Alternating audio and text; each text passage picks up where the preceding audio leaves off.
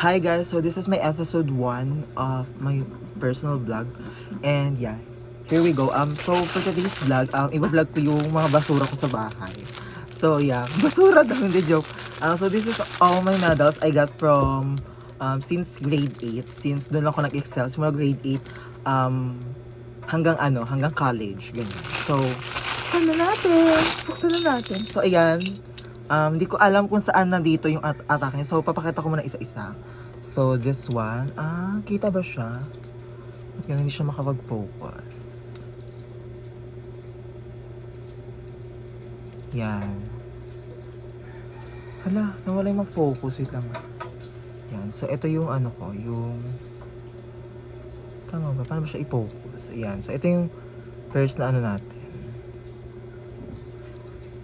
Ay, nakalock siya sa akin. Sorry, I'm trying to navigate this phone. So, ayan. At yung unang itsura ng ano ko. Wait lang, saan ba to? Pang grade 10 ba to? Or ano? So, yeah, this is the first 3 that I got from grade 8 to grade 8 to grade 10. So, I consistently with honors, guys. So, yeah. So, this is quite a big deal for me that time. So, ito ata yung pang grade 10 ko kasi meron na siyang green. But I suppose this one is from my grade, my 9th grade. Tapos ito na may mukhang mas luma na siya. So, this is from grade 8 siya. So, yeah, I got bronze. Wow, bronze medalist. Parang Olympics lang ang atake. So, this is, yan. Tatlo siya. So, same lang naman siya. Pero nagkaiba-iba lang sa parang lace. So, yun, nag-upgrade siya from plain red to ano. So, hindi ko siya binili sa Changi, guys, or sa Quiapo.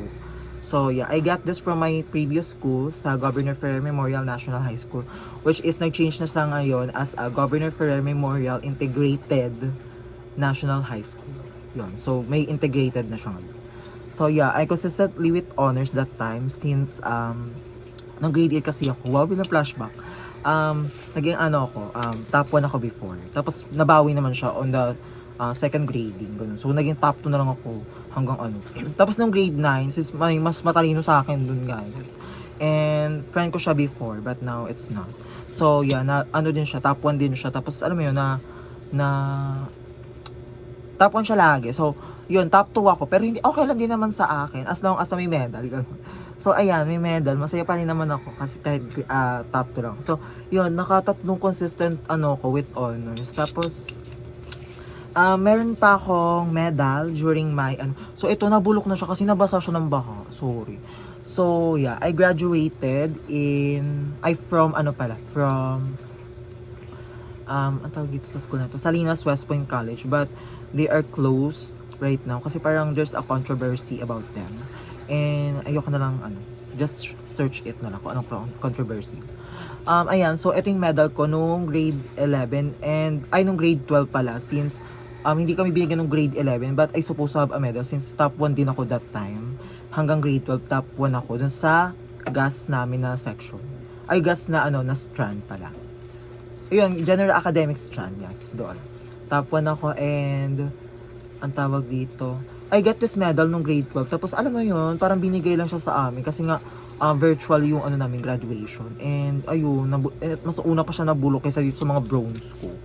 I don't know, it's supposed to be a gold one.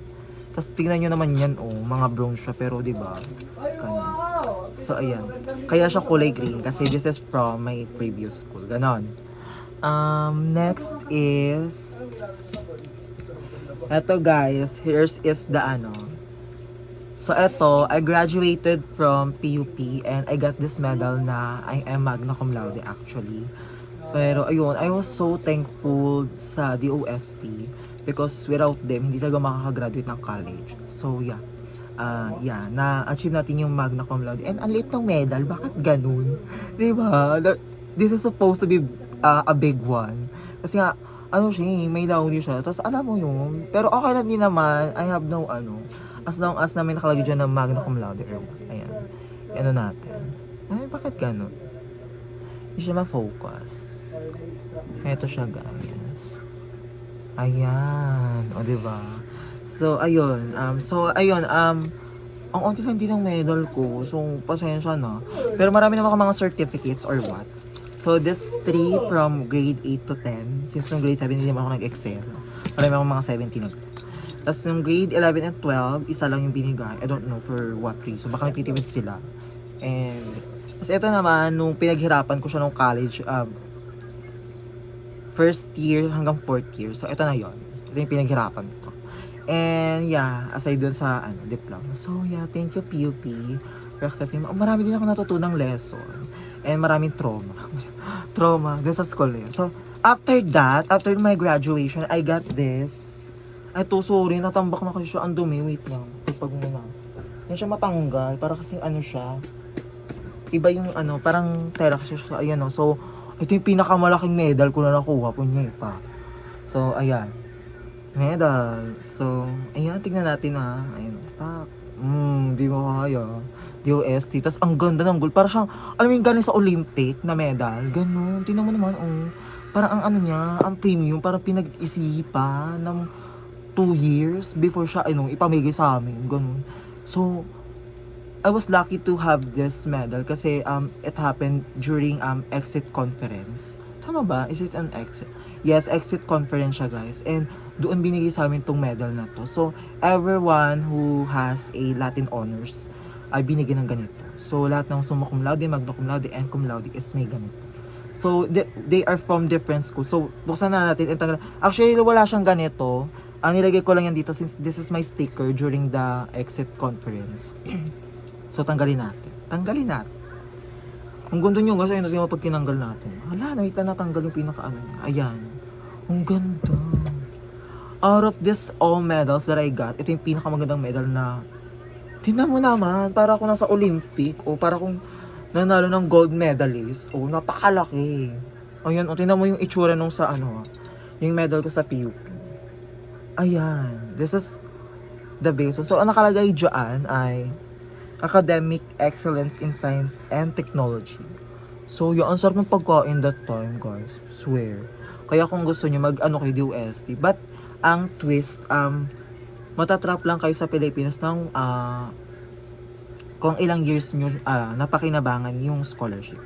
But it's not actually trap. Parang, it's a way of you na mag-thank you dun sa DOST or parang ibalik yung parang return service siya, ganun siya. So ayan, this is my biggest medal. So ikumpara natin siya dito sa nung grade 10 ako. Ay, wait lang na. Ayan. So eto, this is the second biggest medals that I got. So yung sa PUP may pinakamaliit na medal. Ayan. So ayun, I'm so grateful to have this. And yeah, yun lang guys. And ayoko na mag backstory dun sa So yeah, ang hirap makakuha ng mga medal na to. Pero alam mo, I'm proud of it. Pero parang feeling ko na parang kailangan ko na siyang ibenta. Wow! Ibenta? Hindi, joke. Hindi ko siya ibenta kaso mabubulok naman siya dito sa amin. Ganun. So, alam mo yun. Just if ever na tumanda ako, yeah, titingnan ko na lang to. Just a memory of my excellence during my nag-aaral ako. Ganun. So yeah, okay naman siya. Masaya naman din mag-aral. But then exhausting. Lalo nung college, ang daming ginagawa. Ganun. So yeah, that's all my medal. So yun lang guys. Thank you. Hopefully you can follow me since this is my first video. So kaya episode 1 siya. Episode 1 of myself. Episode 1 of me vlog. Hala! Pero marami pa akong certificates, guys. Kaso ayoko na siya ipakita since hahanapin ko pa siya. Nandito lang siya sa amin, nakatambak lang. And natamad ako maghanap. Ang init kasi ngayon, nakakainis. So, as you can see, hindi naman kami mayaman. But yeah, kaya kailangan ko magsumikap sa buhay para, alam mo yun, para makalayas sa kahirapan na to. So yeah, hindi pa tayo nakakalaya sa kahirapan, kaya mag-vlog tayo para makalayas tayo. Yes. Makalayas na. So yun lang, magta 10 minutes na siya. So, ayun, may pa ba? May ikikwento pa ba ako? Wait. I think wala na kasi naano ko na siya, nakwento ko na lahat ng mga kailangan. Ganon. So, yeah. Yun lang guys, hopefully, kayo din, mangyari sa inyo yung mga to. So, hindi naman na porket wala kayong medal, hindi na kayo matalino. I believe na lahat tayo may iba-iba tayong talino and everyone can make a difference. Ganun. So, yeah. Hindi porket may medal or what is matalino na agad. But then, alam mo yun, parang, ano siya, parang bonus lang siya dun sa mga parang efforts na binigay mo yung best mo. Ganun. So, yeah guys, hopefully na kayo din is magkaroon tayo lahat ng mga achievements sa buhay. Hindi naman ito yung sukatan ng success. Ang sukatan totoong success is sa reality na. Ganon. So, yeah. Yun lang guys. Thank you. Hopefully, you can follow me for more videos. And please hit subscribe lang. Thanks.